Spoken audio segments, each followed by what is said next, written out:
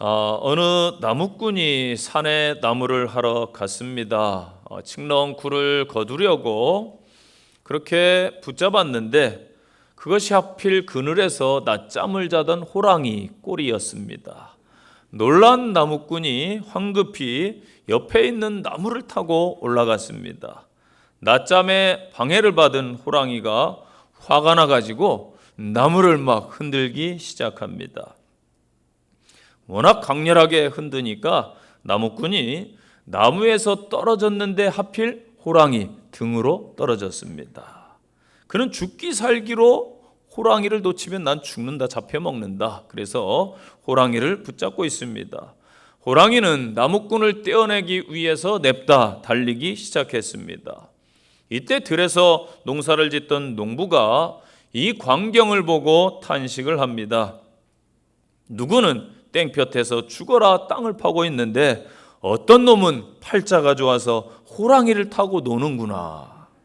농부는 죽기 살기로 호랑이 등을 붙들고 있는 나무꾼을 부러워했습니다. 때로 남들을 보면은 다 행복해 보이고 나만 고난 중에 있는 것 같습니다. 나는 뜨거운 떼약볕에서 일하고 남들은 호랑이를 타고 신선 노름을 하는 듯 합니다. 그런데 실상을 알고 보면은 사람 사는 것은 다 비슷합니다.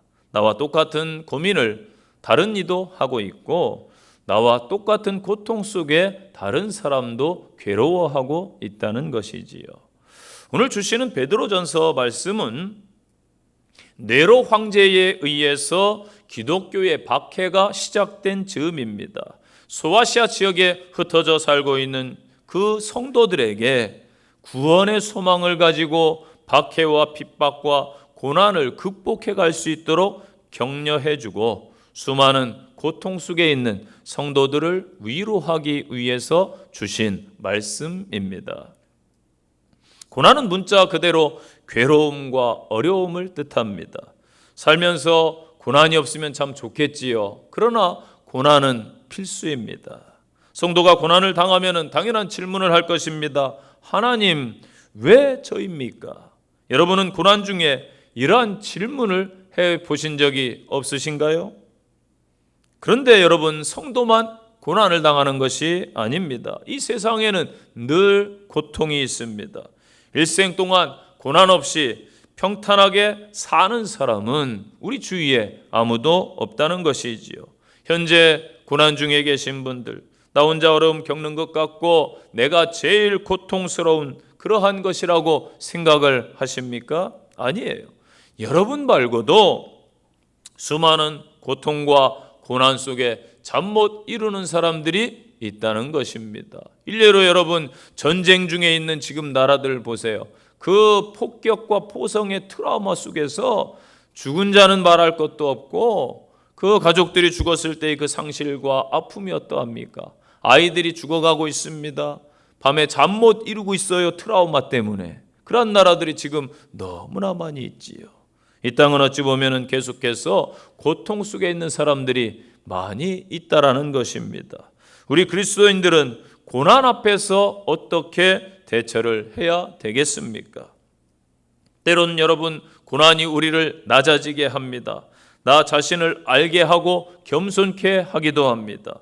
고난이 하나님을 찾게 합니다. 고난 앞에서 부르짖게 되고 혹여 기도를 또 할 수 있습니다. 고난은 또한 담대함을 줍니다. 군인들이 힘든 훈련을 마치고 나면 나름대로 자부심 있다고 해요. 그리고 몸과 마음이 탄탄해지는 것입니다. 고난을 통해서 저와 여러분이 이전보다 더욱더 강건해지시기를 바랍니다. 고난은 대개가 고난을 당하는 사람의 잘못 또는 혹은 신앙의 유익을 위해서 고난이 찾아오기도 합니다. 이와는 전혀 다른 고난의 형태가 오늘 본문의 고난입니다. 사도 베드로는 이것을 말씀하고 있는 것입니다. 곧 선을 위해서 고난을 받는 것인데 이러한 고난은 나중에 하나님께 큰 영광을 돌리는 귀한 뜻이 있음을 아시기를 바랍니다. 크리스찬은 어떠한 존재입니까? 그리스도의 사람들, 예수 안에 있는 사람들, 그런 뜻이에요. 즉 예수님께서 우리를 지켜주시고 보호하시고 성령님의 임재함 가운데 성령님의 인도함을 받는 존재들입니다. 물고기가 물이라는 환경에서 살아가지요. 공중에서는 공중에서 살아가듯이 성도는 예수 그리스도 안에서 성령님의 인도함을 받아 사는 존재들입니다. 즉 크리스찬의 삶 자체가 기도요 예배가 되는 것입니다. 무릎 꿇고 있는 시간만이 기도 시간이고 교회 와서 예배 드리는 시간만 예배가 아니라 우리의 어찌 보면 삶의 모든 것들이 기도요 예배인 것이지요. 경건을 한번 정의해 볼까요? 선한 것이 여러분 무엇입니까? 착한 마음, 그렇게 말하죠. 선하다. 착한 마음이 무엇입니까? 배고픈 사람에게 먹을 것을 주는 게 착한 마음입니다. 목마른 이에게 물을 주는 것입니다. 헐벗고 있는 이에게 옷을 벗어 줄 수 있는 것이고 하룻밤 묵을 수 있게 해주는 것이겠지요. 노인분들을 공양하고 약자를 보호하고 어린이를 보호하는 것입니다. 그렇다면 선은 필요한 것을 적절하게 공급해 주는 것입니다. 그렇다면 사람에게 제일로 필요한 것이 무엇일까요? 대부분 물으면 이 땅의 사람들 돈이 많았으면 좋겠습니다. 그렇게 이야기하겠지요. 그러나 회복입니다. 사람을 하나님께서 창조하셨습니다. 안타깝게도 하나님을 거역하고 하나님을 떠난 모든 인간은 예외 없이 반쪽 인생을 사는 것입니다. 무언가를 가져도 여전히 허전하고 아무리 먹어도 배부르지 못하고 인생에 만족함이 없는 거예요. 사람이 사는 모든 곳에는 신전이 존재합니다. 신을 찾아서 그 예배하는 제사의 장소 신전이 있습니다. 아프리카에도 있고 역사적으로 보니까 아시아에도 있고 저 아메리카, 오세아니아 모든 대륙에서 신전을 찾아볼 수가 있습니다. 인간이 하나님을 떠났기 때문에 영혼에 대한 영적인 갈망이 있는 장소입니다. 회복에 대한 갈급함이 있다는 것이겠지요. 그래서 사람들은 종교심이 있고 종교적인 존재인 것입니다. 사람의 필요는 영적인 회복, 즉 하나님께로 다시 돌아가는 것입니다. 그것이 곧 복음이요, 이 복음이 생명입니다. 그래서 참된 선은 구원인 것입니다. 이 선을 위해서 기꺼이 고난을 감당했던 성도들이 오늘 본문의 초대교회 성도들이지요. 저와 여러분들도 이 복음을 위해서 하나님 나라를 위해서 기꺼이 고난을 감당하는 성도들이 되시기를 바랍니다. 오늘 본문을 통해 주시는 말씀이에요. 선을 위한 고난을 받는 자는 첫째는 부르심을 입은 자답게 살아갑니다. 부르심을 입었다. 8절 말씀 보니까 너희가 부르심을 입었으니, 부르심을 받았다라는 것은 부른 자가 있다라는 거예요. 부르실 때에는 책임져 주신다는 거예요. 믿습니까? 하나님께서 저와 여러분을 부르셨어요. 그렇다면은 우리의 인생을 인도해 주시고 부름에 합당한 살 수 있도록 능력을 허락해 주시는 것입니다. 경건의 삶, 성도다운 삶은 내 힘과 의지로 되지 않아요. 오직 하나님께서 함께 주셔서 힘을 주셔야 가능한 것입니다. 이것을 값없는 은혜다, 그렇게 불러요. 여러분을 위해 누가 희생했습니까? 바로 예수 그리스도예요. 그분의 십자가 희생이 큰 가치입니다. 나를 부르시기 위해서, 나에게 사명을 감당케 하기 위해서 예수님께서 대신 값을 치르셨습니다. 그렇기에 부르심은 하찮은 것이 아니에요. 너무나 값진 것입니다. 하나님께서 나를, 여러분을 부르시기 위해서 예수님을 십자가에 희생시키셨습니다. 이 은혜를 아는 것, 희생의 가치를 알아야 됩니다. 저는 이것을 영적인 성숙이다, 그렇게 부릅니다. 사람도 연륜이 쌓이고 세월이 흐를수록 성숙해야 됩니다. 쉽게 말해서 한국은 뭐라고 불러요? 철이 들었다, 그렇게 표현을 합니다. 제가 저를 돌아보니까 청소년기에 한때 부모님 속을 꽤나 썩였던 적이 있습니다. 그러던 어느 날 계기가 있었는데, 저희 어머님께서 돌아가신다는 연락을 받았어요. 그때에 주마등처럼 이상하게도 부모님께 잘못한 죄들만 생각나더라고요. 어린 나이인데도 그 주마등처럼 쭉 스치더라고요. 그때부터 조금 제가 마음을 좀 다잡은 것 같아요. 이렇게 살면 안 되겠다. 그러니까 행동이 달라집니다. 여러분, 영적 성숙이 이루어지려면은 자녀가 부모의 마음을 알듯이 성도가 하나님의 사랑을 느껴야 됩니다. 하나님께서 죄인된 나를 사랑하시는구나. 가치 없는 나를 부르셨구나. 죄 많고 흠 많고 연약한 자를 부르셨다는 그 사실 하나만으로도 감사할 뿐입니다. 8절에 그래서 부르심받은 자의 행위가 나옵니다. 세상 사람들은요, 우리의 성도들의 행동을 아주 중요하게 바라봅니다. 내 마음을 열어가지고 보여줄 수는 없잖아요. 물론 가식적 행위도 있기 때문에 행동이 기준은 아닙니다만 눈에 직접 보이는 것이 행동이니까 사람들은 우리의 마음을 다 알 수 없으니까 보이는 것으로 판단을 하는 것입니다. 어떤 행동을 해야 되는가? 마음을 같이 하라. 그렇게 말씀을 주고 있죠. 같은을 뜻하는 호모스와 마음을 뜻하는 프렌의 합성어예요.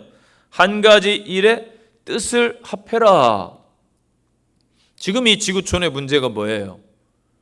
하나 되면 좋은데 서로 이 어려운 때에 서로 협력해서 환경 파괴로 재난으로 기후 무너지고 질병 때문에 세계가 지금 초토화되고 있잖아요.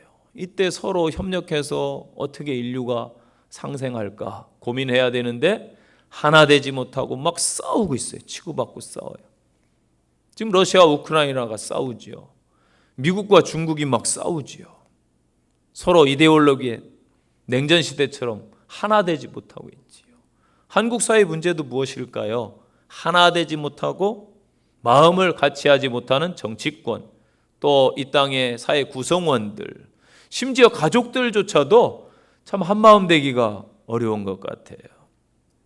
이것은 동일한 의견을 가지라는 뜻도 있지만은 각자 서로에 대한 동일한 관심을 가져주고 영적으로 연합되어라. 성도에게는 그런 말씀입니다. 마음을 같이 하는 행동을 보이시기를 바랍니다. 그 다음에 동정한다. 쉼파테이스라는 단어인데 함께 고통을 받다. 고통 분담이라는 단어가 우리나라에 아주 좋은 말이 있어요. 지금 태풍으로 수해를 겪고 있어요. 함께 마음 아파하고 빨리 복구되길 바라는 심정, 고통을 나누는 마음들이 우리 성도들에게는 있어야 되겠죠. 이 사회의 약자들이 너무나 많아요. 고통을 함께하면 좋겠다. 지금 우크라이나 전쟁 내전 중에 있는 참 안타까운 난민들 많습니다. 그들과 고통을 함께하겠다. 그래서 서로의 그 사랑의 감정으로 고난받는 사람을 적극적으로 돕는 자세를 뜻하는 것이지요. 또한 형제를 사랑한다. 형제자매 주변에 있는 사람을, 내 곁에 있는 사람을 사랑하는 것입니다. 단순한 형제가 아니라 예수의 사랑으로 결속되는 거예요. 그리스도인이 행해야 될 가장 기초적인 윤리적인 덕목이 사랑이라는 것이지요. 또 불쌍히 여기는 긍휼의 마음. 이 신약 성경에서 이 긍휼이라는 단어는 인간의 가장 깊은 감정을 뜻합니다. 마음속에서 우러나오는 감정, 참 안타깝다. 이런 감정이 있어야 되겠죠. 또한 겸손의 마음, 이것은 예수님의 마음입니다. 우리는 겸손함으로 서로 낮아져야 됩니다. 타인을 나보다 높이고 나는 낮아져야 되겠죠. 이것이 예수님의 마음이요 성도의 마음입니다. 하나님의 부르심은 여러분 아주 위대한 일입니다. 나 같은 죄인을 불러주시고 나 같은 죄인을 살려주신 주 은혜가 아주 놀랍습니다. 그런데 이 부르심 때문에 때로는 초대교회 성도들이 고난을 겪었다라는 것입니다. 우리는 우리의 부르심에 대한 행동, 응답 때문에 때로는 고난을 겪어야 됩니다. 부르심이 없다면 고난도 없는 것입니다. 부르심이 있기 때문에 애매한 고난, 선한 고난을 성도들은 겪었습니다. 초대교회 성도들에 비한다라면은 현재 우리의 고난은 사실 고난도 아닌 셈이지요. 저와 여러분은 그 하나님의 부르심에 응답하시고 다시 한번 부르심을 확신하셔서 현재의 고난을 넉넉히 이기시고 좋은 행동으로 본을 보이는 믿음의 성도들이 되시기를 간절히 축원드립니다. 두 번째 주시는 말씀, 세상과 똑같지 않아야 된다. 선한 고난을 받는 자는 세상의 수준보다 높아야 된다라는 것이겠지요. 요즘에 핫한 그 넷플릭스가 있습니다.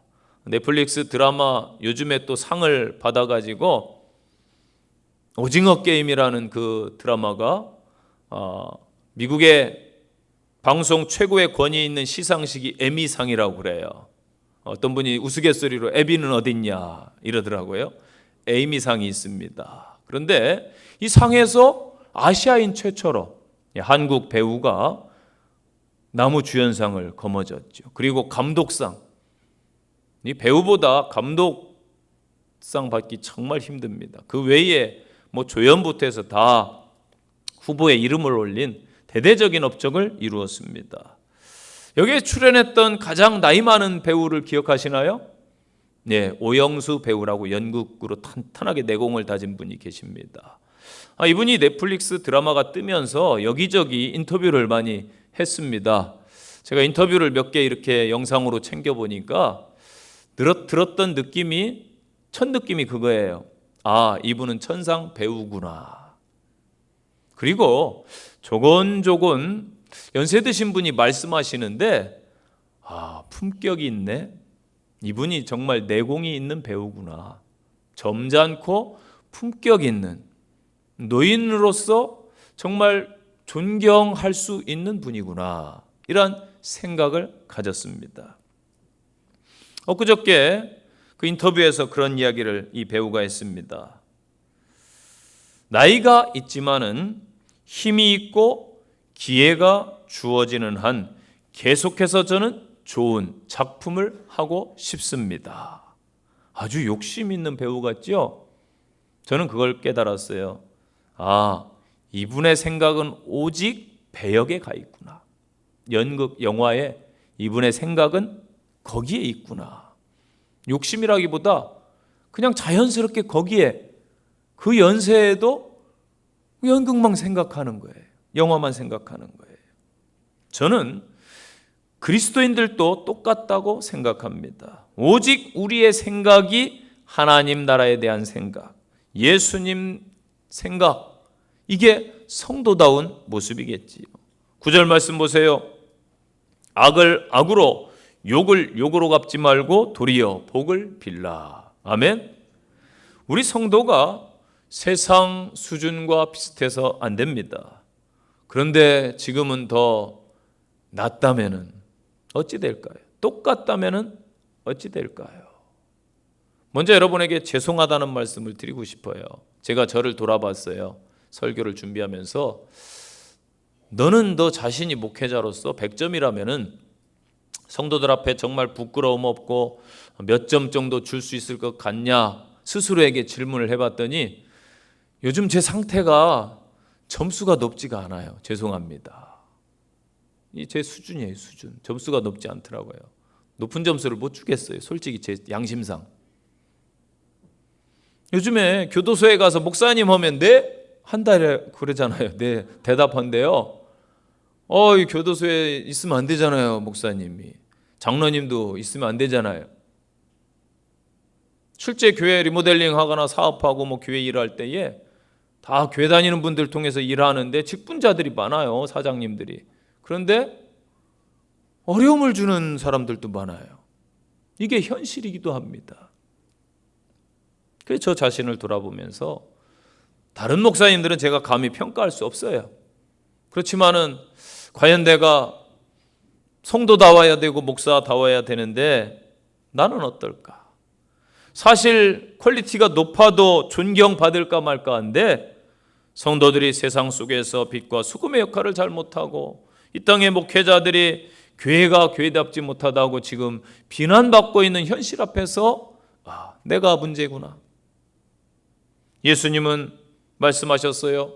마태복음 5장 39절로 41절에 타인이 오리를 가져가면 십리를 동행해주고 내 속옷을 달라 하면은 그 당시에 겉옷이 덮고 자는 유일한 집이 없는 사람들 옷이 돼요. 팔레스타인에서 겉옷까지도 벗어주고 오른뺨을 치거든 왼뺨도 돌려대라고 말씀하셨습니다.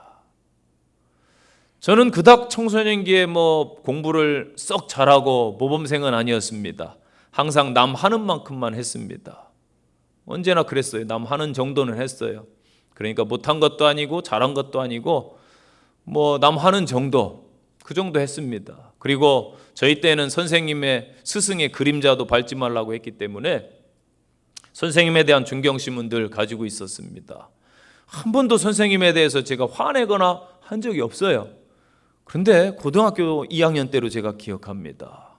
선생님한테 막 눈을 부라린 적이 있어요. 제가 죄송합니다. 그때는 어려서 그랬어요. 지금은 안 그래요. 눈을 부라렸습니다. 제가 잘못한 게 없는 것 같은데 불려나갔는데 뺨을 맞았거든요. 뺨을 맞으니까 갑자기 막 감정이 끌어오르고 화가 나는 거예요. 사람이 그렇더라고요. 뺨 맞으니까.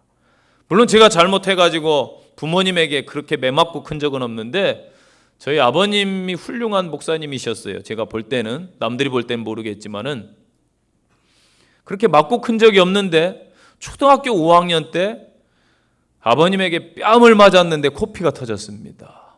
평생 그게 안 잊혀져요. 저는 평생. 신기해요. 그게 되게 컸나 봐요. 이 충격이 아버님에게 맞은 것이 컸던 것 같아요. 그래서 저는 두 자녀 키우면서 아마 매로는 제가 때렸습니다. 잘못할 때 매로는 훈육 차원에서 때렸는데 손으로 감정 실어가지고 손으로 때린 적은 없었던 것 같아요. 저에게 큰 트라우마가 됐기 때문에 절대 나는 아이들을 키울 때 손으로 때리진 않겠다. 이 뺨 맞으니까 사람이 그렇더라고요. 이게 오래가고 기분이 나빠요. 내가 잘못했음에도 불구하고 전제했어요. 제가 잘못해서 맞았어요. 맞을 짓 해서 맞았어요. 그런데도 뺨 맞으니까 화가 나더라고요. 여러분 어떻습니까? 살다 보면은 뺨 맞죠? 뒤통수 맞죠? 그때 왼뺨을 돌려대실 수 있으신가요? 저도 장담을 못하겠어요. 저를 아프게 하는 사람에 대해서 용서하는 게 쉽지가 않더라고요. 품어주는 게 쉽지가 않더라고요. 우리의 일상을 돌아봅시다. 내가 옆집에 안 믿는 불신자보다 더 우월한 도덕심, 가치관을 가지고 있는지, 평상시 아무렇지도 않게 함부로 행동하고 있지는 않은지 돌아봐야 됩니다. 그러기에 성도는 늘 경각심을 가져야 됩니다. 경찰관들, 소방관들 보면은 제복을 입고 있습니다. 교회 옆에 파출소가 있어서 교통센터죠. 지금은 자주 봐요. 그분들 제복이 단추를 풀어 헤치거나 흐트러진 모습을 못 봤어요. 늘 단정합니다. 왜 그럴까요? 국가에서 준 책임감이 있기 때문입니다. 책임감을 갖고 행동을 하라는 것이지요. 제복을 입었을 동안에는, 근무 시간에는 절대 허튼 짓 하면 안 돼요. 책임감이 있으니까. 민중의 지팡이로서, 생명을 살리는 119 대원으로서 역할을 감당하고 있지요. 그리고 또한 타인이 금방 보기에 드러나라고 그렇게 제복을 입습니다. 성도들도 여러분 제복을 입은 존재라는 것을 아시나요? 보이지 않지만은 영적인 세마포를 입고 있는 존재들입니다. 천사들이 부러워하는 존재가 성도들입니다.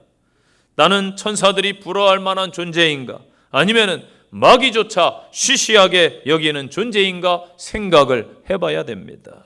우리는 세상과 달라요. 세상 사람과 다릅니다. 세상의 생각과 이 땅의 보통의 가치 기준과 다릅니다. 손양원 목사처럼, 장기려 박사처럼, 초대교회 성도들처럼 다르게 사는 것, 이것이 곧 참된 신앙입니다. 행동을 바로 하기 위해서는 먼저 선행될 게 있어요. 마음가짐입니다. 예수 그리스도의 마음을 품고 살아야 되는 것입니다. 바울은 빌립보 교회 성도들에게 신신당부했습니다. 너희들이 예수 그리스도의 마음을 품어라. 빌립보서 2장 5절로 8절 보니까 너희 안에 이 마음을 품으라 곧 그리스도 예수의 마음이니 그는 근본 하나님과 본체시나 하나님과 동등됨을 취할 것으로 여기지 아니하고 오히려 자기를 비워 종의 형체를 가지사 사람들과 같이 되셨고 사람의 모양으로 나타나사 자기를 낮추사 죽기까지 복종하셨으니 곧 십자가에 죽으심이라. 아멘. 예수님의 마음으로 주변을 바라보고 옆 사람을 바라봐야 됩니다. 그러면은 달라지겠지요. 예수 그리스도의 영이 나를 온전히 지배하도록 나 자신을 내어 드리시기를 바랍니다. 크리스찬의 행동 원리는 자기를 사랑하는 자뿐만 아니라 나를 해치고 나를 욕하는 자에게도 보복함이 없이 불쌍히 여기며 겸손히 대하는 것이죠. 여기서 갚다 이 단어가 당연히 갚아야 될 것을 가리키는 지불한다라는 단어에서 유래된 것입니다. 복을 빌라에 해당하는 단어도 좋게 말하다 이 뜻입니다. 나를 적대하고 나를 괴롭게 하고 어렵게 하는데 나에게 핍박을 가하는데 좋게 대해주고 복을 빌기가 쉽지 않죠. 이것은 크리스찬들이 당연히 악이나 욕으로 갚아도 될 만한 상황이지만은 저주나 안갚음을 하지 말고 도리어 축복하고 기도해야 됨을 말씀하고 있습니다. 이를 위하여 너희가 부르심을 입었으니 이는 복을 유업으로 받게 하려 함이니라. 아멘.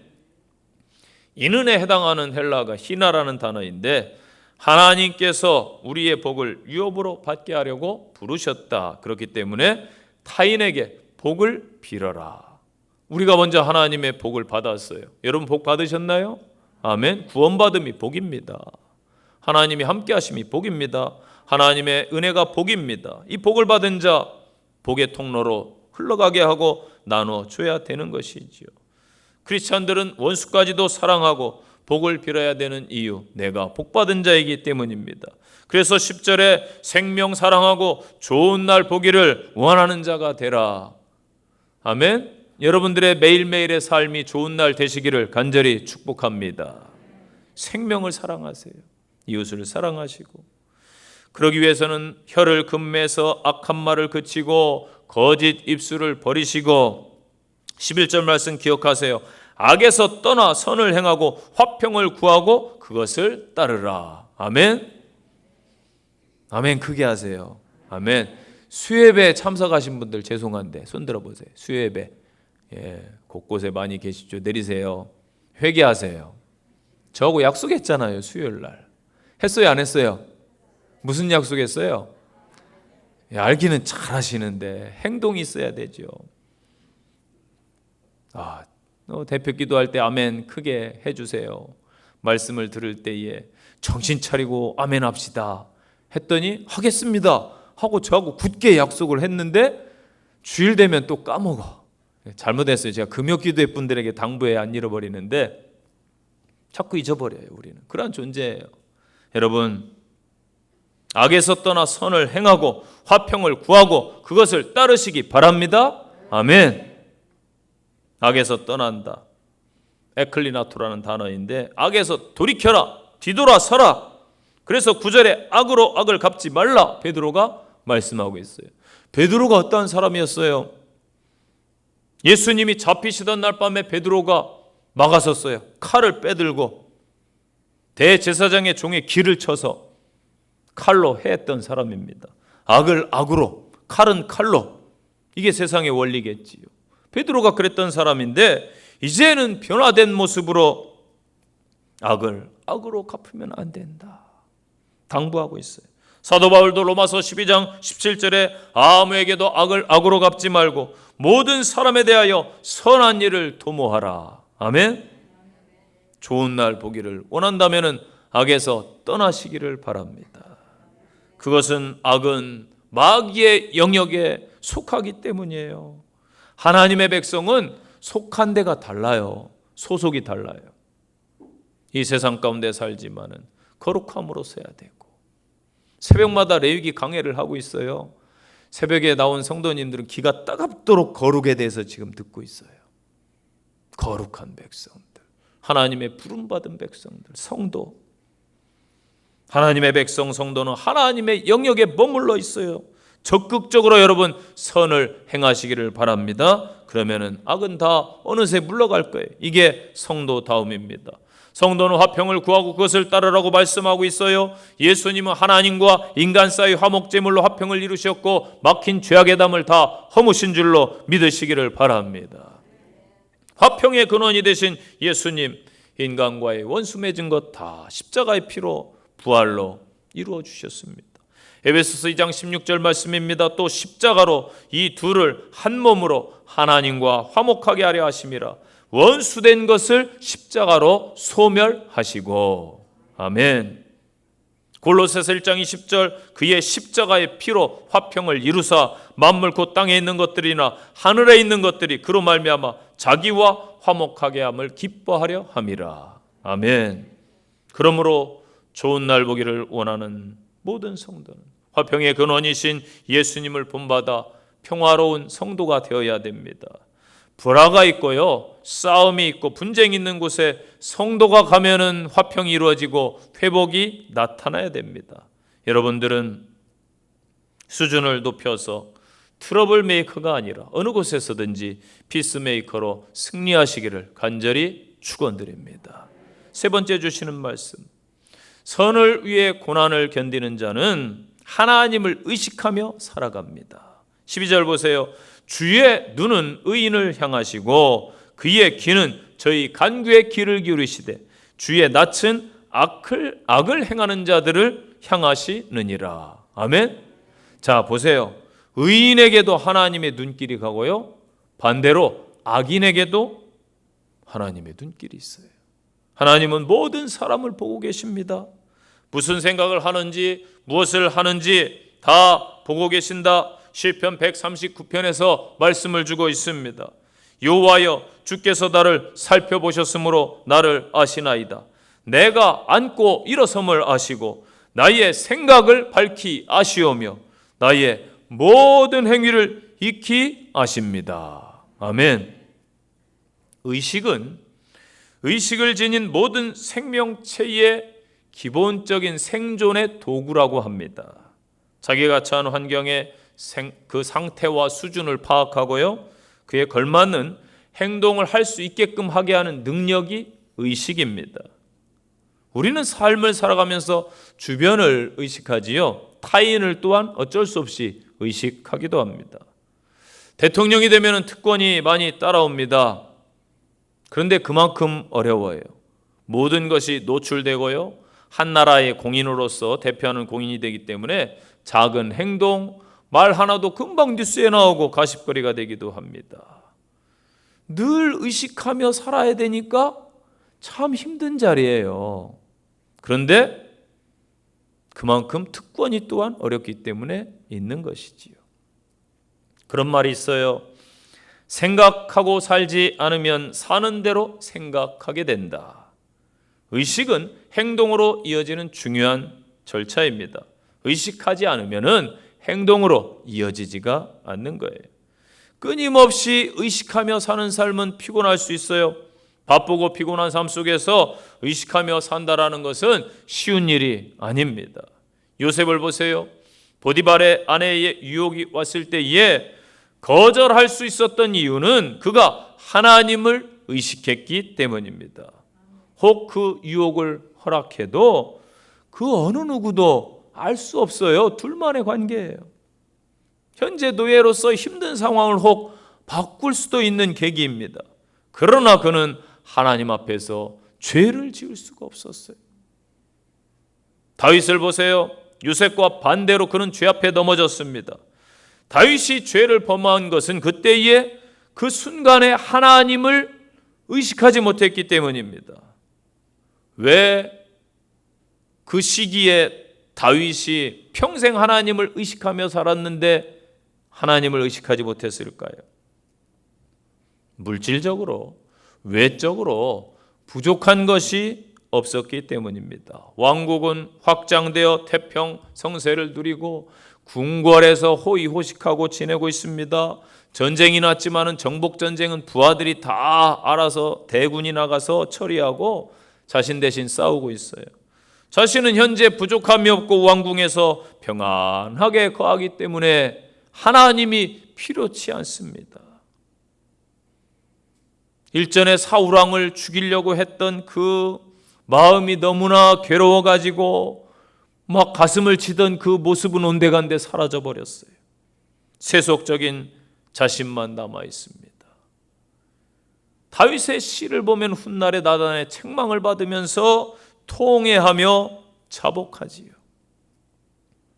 아무도 나의 죄를 모른다면 다행이라 생각 마시고 오히려 하나님 때문에 괴로워하시기 바랍니다. 누군가 미워하고 마음으로 욕할 때에 사람은 몰라요. 내 마음 어떻게 알아요? 그러나 하나님은 아시기 때문에 불편히 여기시기를 바랍니다. 목사님, 세상에 어떻게 그렇게 성자처럼 살아갈 수 있나요? 반문하시겠지만은 우리는 세상 사람과 다르잖아요. 하나님의 백성이요 그의 거룩한 소유된 자입니다. 천국의 시민권자, 상속받은 자입니다. 그래서 하나님을 의식하는 성도는 달라야 된다라는 것이죠.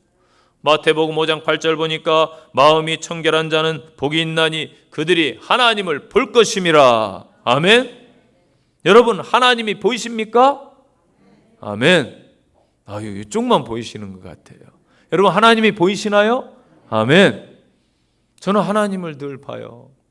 비가 올 때 하나님 이 땅의 필요에 따라 비를 내려주시는군요. 계절이 바뀔 때에 하나님 필요에 따라 계절을 바꿔주시는군요. 하나님 오늘도 이 땅을 통치하고 계시는군요. 하나님을 느껴요. 혹 아직은 하나님이 잘처는 안 보여요 라고 하는 성도들 있을지라도 보이지 않지만은 보이는 것처럼 의식하며 성도라면은 살아야 됩니다. 사람들은 모를지라도 하나님은 다 아신다는 하나님 의식으로 이 땅의 성도들이 살아가면은 전쟁이 왜 일어나고 시기 다툼 비움 싸움이 왜 일어나고 아프게 하는 상처 준 일들이 왜 일어나겠습니까? 나의 말과 행동, 나아가 생각이 하나님 앞에 부끄럽지 않은지 돌아보세요.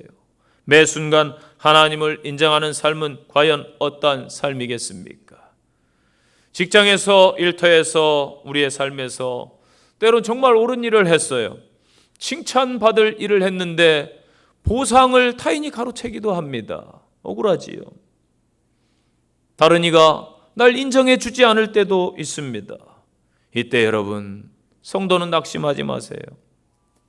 사람은 모를 수 있지만은 하나님은 다 보고 계시기 때문입니다.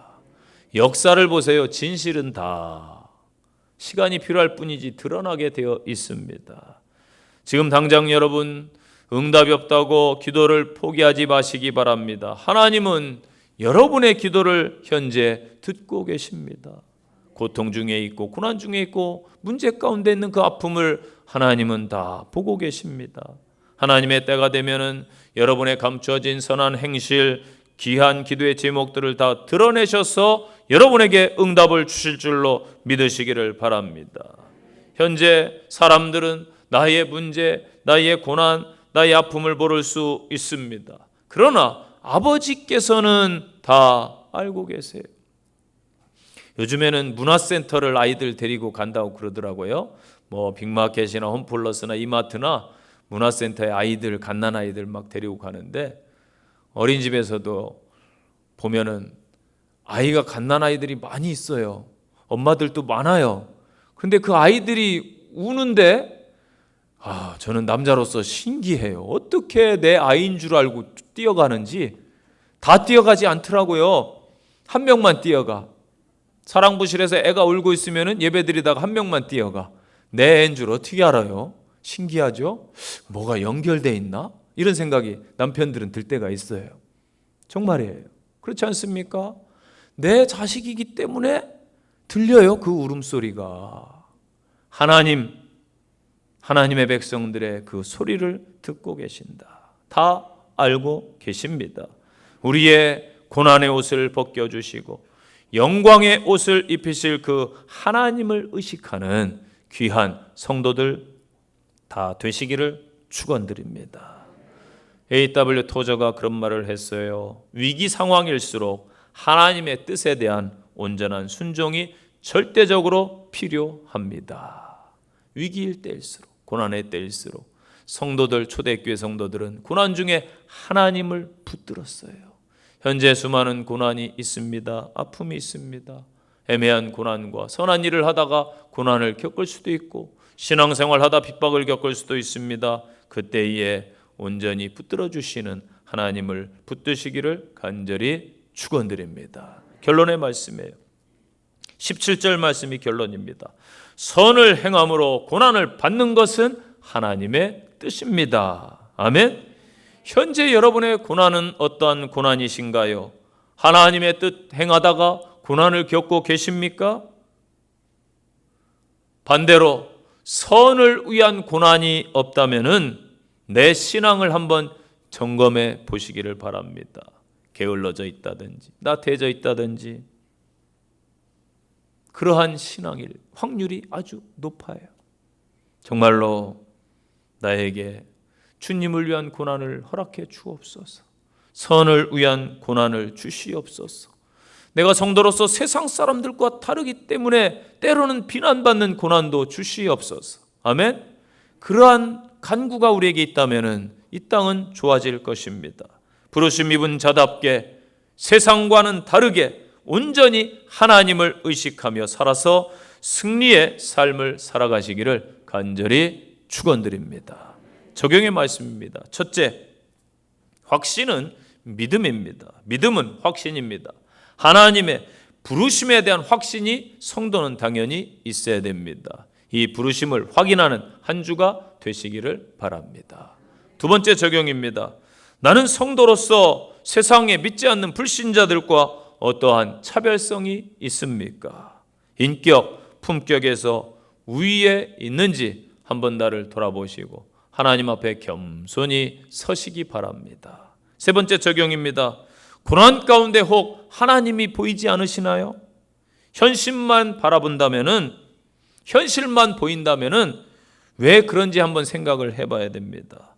내 믿음을 한번 진단해 보시고, 하나님, 내가 하나님의 자녀입니다. 내가 하나님의 소유 백성입니다. 하나님 보여 주시옵소서. 간구하는 한 주가 되시기를 간절히 축원드립니다. 기도하겠습니다.